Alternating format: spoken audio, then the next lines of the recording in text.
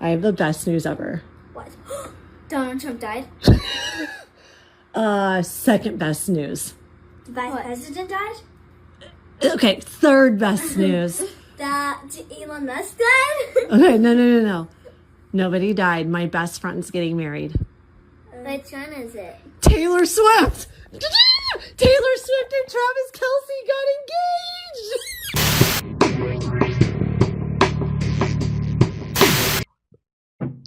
Now I want to show you this. So there's Charlie Kirk's chief of staff. We already showed you this in one other video, but I'm going to show you again. Charlie Kirk's chief of staff is super suspect to the point where it looks like he's in on the assassination and he looks like a zombie. So James Lee, we showed you this, but here's James Lee also breaking this down, and then we'll come back and talk about it. Let's watch this. Mikey McCoy, Charlie Kirk's chief of staff. This is him on the day that Charlie died, and let's just say his behavior was a little more than just odd that day. Check this out. You can see Mikey identified there on the left, or standing next to the left of the tent. Charlie Kirk has just a few seconds left here on this earth, and you can see here, as soon as Charlie is hit, Mikey, in one swift motion, picks up the phone and looks to be calling someone. Very odd. He doesn't duck down like everybody else. He doesn't run to Charlie's aid. He literally picks up the phone and turns around and starts walking. And by the way, he does that in under a second. Charlie Kirk, his body hasn't even hit the ground yet. He hasn't even fallen off the chair. And his chief of staff puts the phone to his ear, turns around and starts walking away calmly and slowly like a zombie. That's what's happening there. His chief of staff didn't even wait for he couldn't even see if the bullet hit him, because within a second before his body even falls off the chair, his chief of staff, Mikey McCoy, picks up the phone, turns around, and literally under a second. It's 800 milliseconds. I gotta take this. One sec, guys. Yeah. Hey, he got shot. Hey, I gotta take this. You got the keys, by the way? I gotta take this. Yeah. So let's keep. Maybe he just got an automatic callback from the Warner Spectrum cable people, because you know how hard it is to get through when they auto call you back, and you got to take it if you want to talk to a person. Yeah, so maybe he's like, "Oh, damn, I'm getting that call back from Spectrum cable." One sec, guys. One sec. Hang on. Back to the footage one more time. You can see, again, Charlie is hit. Mikey, on movement, picks up the phone and starts walking. And there he is again. You can clearly see that he appears to be on the phone with. There he is. He's got the backpack on, and he's walking away calmly and slowly. And he's on the phone. Somebody. This is a quick jam-packed little video. And this shot here, Charlie is still on the ground with people around him. And I'm just going to drag through the video to get through to some of the interesting spots. We've got Mikey McCoy, and he is right here. There he is. Another angle. You can see Charlie below, being carried into the SUV, and Mikey is in the distance, looks to be still just on the phone, casually strolling away from the scene of the crime. That's a guy who just got shot. He doesn't even know what happened to him, because as soon as the shot rang out, he turned around, went on the phone, and started walking away.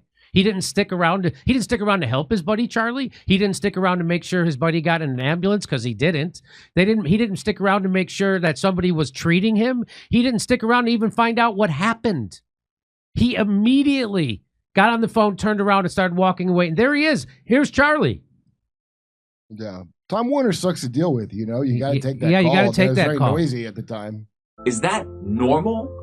And maybe the bigger question I'm thinking, and you're probably wondering the same thing too, is who was he calling? Well, I did some digging, and according to the New York Times, it was one Erica Kirk. Quote, Miss Kirk was sitting in her mother's hospital room at 11:23 a.m. local time in Phoenix when she saw the number of her husband's longtime assistant, Michael McCoy, appear on her phone. In retrospect, she said she knew the words, "He's been shot," before Mr. McCoy screamed them. According to official records, Charlie Kirk was shot at 12:23 p.m. Mountain Time, which is 11:23 in Phoenix. So if the New York Times is being 100% accurate, the only person that Mikey could have been on the phone with is Erica. But the weird part in all of this that I can't really let go of is that he witnessed practically nothing, right? He saw Charlie get shot, then he picks up his phone, supposedly calls Erica, immediately turns around, walks away. He didn't even look at Charlie, so he would really have no idea of Charlie's condition, unless, of course, he was told by somebody. Maybe somebody was feeding him the information as he was on the phone. I don't know. Or, the quiet part out loud is, maybe he knew something was going to happen before it did. Oh, and one last little bit. You'll never believe who was searching for one Mikey McCoy a few months before Charlie's death in July of 2025. I won't say it. Israel. Oh. So from Israel, there was a Google search. Now, we've shown you all the crazy Google searches. The day before the assassination, somebody from D.C. was Googling Tyler James Robinson, the guy who they're trying to pin this on. Somebody from D.C. and Huntsville, where there's an FBI headquarters, was Googling Tyler James Robinson the day before. And we find out in July, which was right around when they had the Turning Point USA, where they brought Dave Smith and Tucker Carlson on to talk against Israel. That's when they were searching Mikey McCoy. And where was it coming from? Israel. Isn't that interesting? And Mikey McCoy has no response to any of this. He won't respond to Candace Owens, who reached out to him to ask him, what the hell were you doing? To explain this to us. Here's where it gets it. Wait, let's see. But you can see it. And of course, guess what it looks like now? The exact search parameters yielding no results. And so now they've scrubbed it. So now if you try to go back and find that, they've scrubbed it. You can't look that up anymore on Google. Google, which is in bed with the CIA, invented by the CIA. So there you go. So that's what's going on. They've now scrubbed it. And so, again, Don Jr. has no questions about this. Kash Patel doesn't have any questions about this. Megyn Kelly doesn't have any questions about it. Nobody. They just accept the establishment story, which is a lie. And here's something that's actually really weird about. And by the way, him being on the phone, Kurt, who doesn't have a best friend who spends too much time on the phone? Am I right? I mean, he's got important stuff to do. Calling Erica Kirk while her husband is simultaneously gunned down, that's perfectly natural for him to do. He probably thought the gunshot was just some stupid liberal asking a question that backfired. Maybe that's what he thought. Well, that's what they want us to think. So here is Mikey McCoy's dad, who's a pastor. He's a pastor, and he couldn't help it, but a couple of days, 4 days after the assassination, he said this. Listen to this. He's talking about his son, Mike McCoy, who's the chief of staff to Charlie Kirk, who, with under a second of him being shot, put a phone to his ear, turned around, and walked away. This is what he says about his son. I'm looking at my son who's 24 years old. Justin's the CFO, chief financial officer, and Mikey's the chief of staff. And I'm watching. The minute Charlie was shot, he called me, says, Dad, Charlie's been shot in the neck. Please call. So he says he's watching. So he's watching. And as soon as the shot happened, his son got him on the phone. Now, according to the New York Times, Mike McCoy was on the phone with Erica Kirk, not his father. So maybe so now they're listed as Erica. So now they're contradicting themselves, right? And it gets even worse. Watch this. Every pastor and pray. It's okay, son.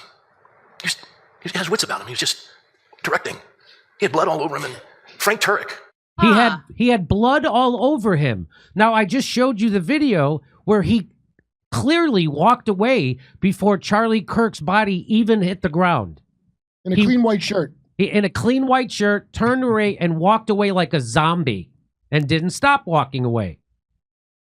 He didn't have any blood on him. He didn't even know what happened. Of course, he did know what happened. It seems like he knows what happened. How could he know what happened? Because before Charlie even hit the ground, he was gone. He had left. He had no blood on him. Here's his father saying he had blood all over him. He didn't have any blood on him at all. Did he have blood on him from another shooting from later that day? Because it wasn't blood from the Charlie Kirk event.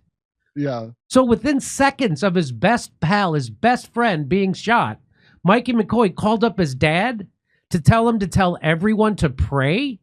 Yeah, that's what I do when I'm scared, Kurt. I call other people and tell them to pray. He didn't immediately call 911 or even forget the call and pray for Charlie himself. If he thinks praying helps. I mean, you're right there, Mikey. Can't you pray?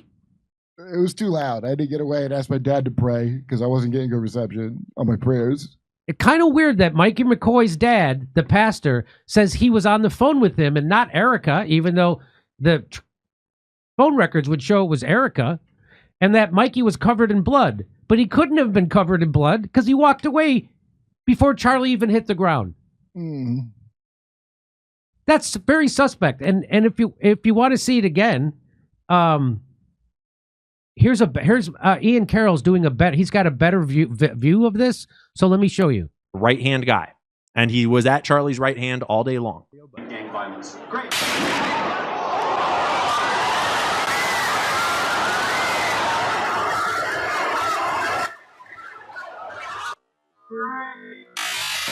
So the shot rings out. There he is. And you can see that Mikey's left hand goes up, kind of like it's going to his ear to cover his ear. And his right hand is holding his phone. Holds his phone and he brings it up. That's his phone. And we know it's his phone from more than just this, but that is his phone. And he picks the phone up in less than a second, literally 850 milliseconds from the shot ringing out. He goes, shot, boom. Puts his finger in his ear, turns around, and starts walking in under a second. And he walks. He doesn't walk away hurriedly. He doesn't walk away like he's scared. He doesn't duck. He doesn't do anything. Okay. So it looks like his left arm goes to plug an ear maybe, and his right hand holding his phone that was already kind of crossed like this starts to come up towards his ear. But Sam makes the important note that no dial motion is detected. No dial motion. The phone is in his arms, and it's immediately going up towards his ear. Okay? And he turns around. And Charlie has still not fallen over. Charlie's still not fallen over, and Mikey McCoy is already exited the crime scene. He hasn't even hit the ground yet. Mike McCoy has already turned around and is walking away on the phone with his finger in his ear like a zombie. Not hurriedly, not afraid, not ducking. He's not calling 911. He's not going to find an ambulance so make sure it's there. He's not doing anything. And he certainly isn't getting blood on him. You're about to see Charlie fall through the frame right here, but he's already turned around. He's already turned around. Before Charlie hits the ground, he's turned around. Mikey's out of line of sight, and he's already on the phone. At least it would appear that he's already on. And then in the same video, this is just, but now. And there he is. Walking through the frame in the background. With the phone. White hat. There he is. Not running. Not running. Again, right here. There he is. There he is. Black backpack, white shirt, white hat. Phone up to his ear. Like chief of staff? Chief of staff. Right? Wait. Our audio? Charlie is evacuated behind him. But what's he talking about? He doesn't actually know anything yet. He walked away without seeing what happened to Charlie. Who's he talking to? Right? So this is from a different video, right? From back behind the scene where Charlie is currently getting loaded into the SUV. We all remember the timeline here. It was pretty quick. It was like within a minute and a half or so. And bro is already on his way out of the venue, walking towards the parking lots over there. This is over in that direction is where the memorial got set up eventually. There is parking over there, but that's certainly not a logical thing to do at this moment, is to walk slowly towards the parking. When like he didn't see what happened to Charlie. He didn't see the response. He didn't see anything. He just turned and walked away on the phone. So who's he talking to? If we go back to his dad, didn't we just watch Rob say? Justin's the CFO, chief financial officer, and Mikey's the chief of staff. And I'm watching, the minute Charlie was shot, he called me, says, Dad, Charlie's been shot in the neck. Please call every pastor and pray. The minute that Charlie was shot, Mikey called me and said, Dad, Charlie's been shot in the neck. So was he on the phone with you? Because that seems pretty quick. And it's hard to say he even saw that it was a shot in the neck because he was behind him. But, right? Like, and he turned around within a second. But then he also says this. He has wits about him. He was just directing. Directing from not the scene? Directing from leaving? How was he directing? I mean, he sure seemed to have his wits about him. That is true. Mm-hmm. He had blood all over him. He had blood all over him? Whoa, bro. Blood all over him? I mean, I see a white-ass shirt, and we watched him walk away. So, let's say he was talking to Erica. Let's say, because that's what the New York Times reports. Hey, Erica. Yeah, it's Mikey. Yeah, they shot Charlie. Wait, let me find a less noisy place to talk to you. Hang on. I gotta find a place. It's too loud over here. Everybody's trying to stop the bleeding. Can you hear me now? What a pal this Mikey McCoy turned out to be. What a pal. He's just directing? Well, he's no good at fight coordination or stunts. That's pretty obvious. I'll tell you that. Well, he was a pal. He immediately is notifying Charlie's wife before it happens. Before it happened. Let me see what this slide is. Back to the video. Oh, okay, so that's another video.